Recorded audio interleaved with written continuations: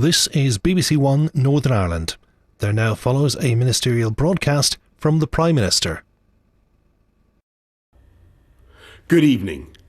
The coronavirus is the biggest threat this country has faced for decades, and this country is not alone. All over the world we're seeing the devastating impact of this invisible killer.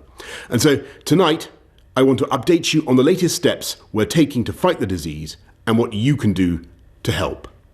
And I want to begin by reminding you why the UK has been taking the approach that we have. Without a huge national effort to halt the growth of this virus, there will come a moment when no health service in the world could possibly cope, because there won't be enough ventilators, enough intensive care beds, enough doctors and nurses.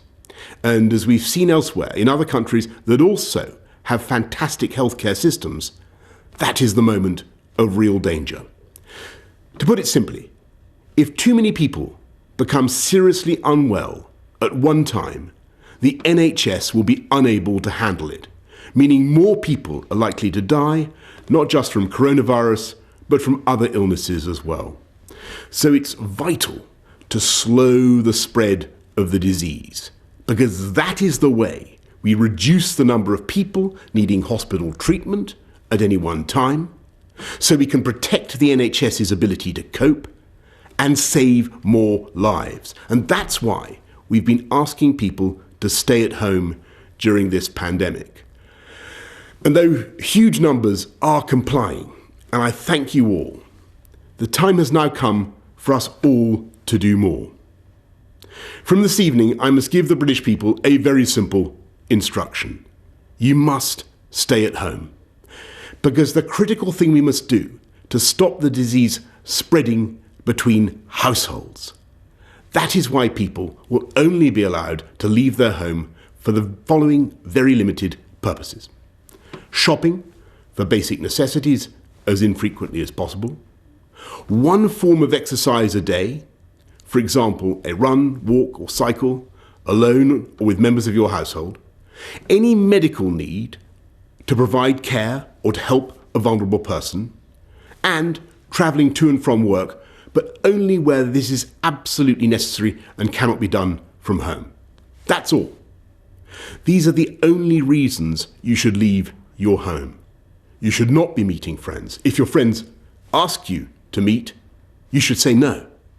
You should not be meeting family members who do not live in your home. You should not be going shopping except for essentials like food and medicine. And you should do this as little as you can.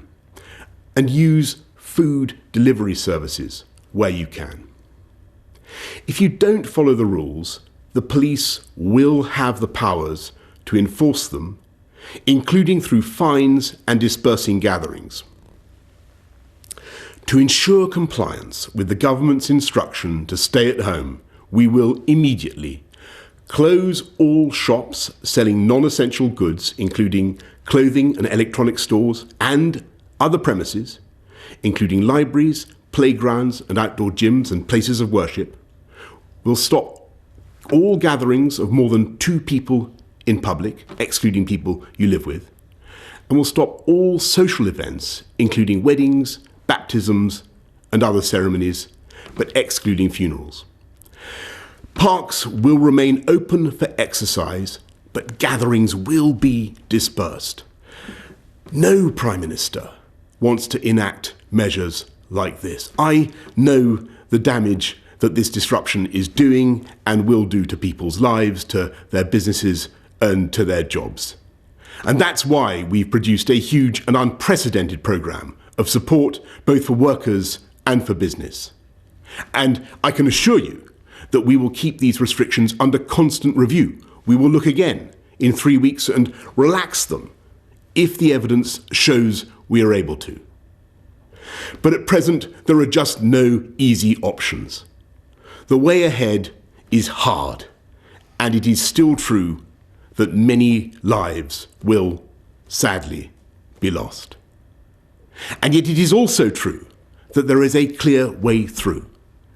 Day by day, we are strengthening our amazing NHS with 7,500 former clinicians now coming back to the service.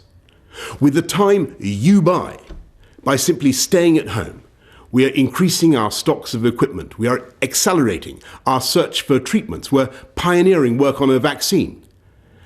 And we are buying millions of testing kits that will enable us to turn the tide on this invisible killer.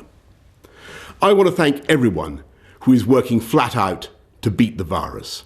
Everyone from the supermarket staff to the transport workers to the carers to the nurses and doctors on the front line.